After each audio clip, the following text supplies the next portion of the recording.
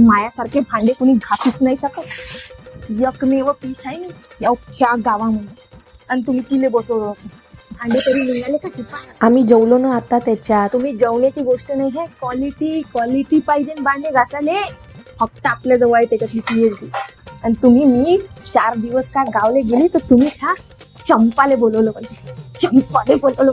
घासले होते का तिने असे भांडे? असे फक्त आणि फक्त मीच घासले. एवढी ताकद नाही ना भांड्यावरली की भांड असं चमकते, चमचमते नवीन भांड्यासारखं. तिनं घासले होते का एवढे जोर लावून भांडे?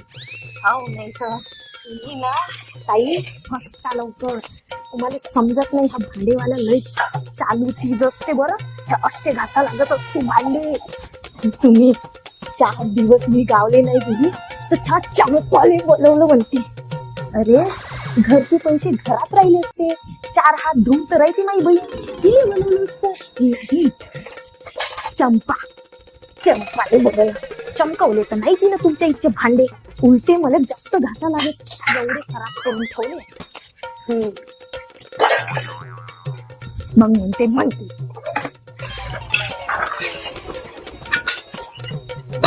पहा कशी पुसत होती ते फरची. पहा तुम्ही, पुरा निरा धूळ लागून राहिला हाताले.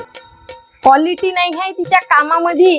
आणि तुम्ही, मी 4 दिवस दिवाळीले गेलं तर तिले ठेवलं.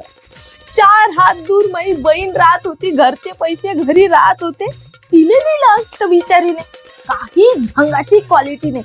आपण फरची कशी पुसतो तुम्हाला माहिती आहे ना, कशी पुसतो फरची. अशी करून टाकते फरची पुस.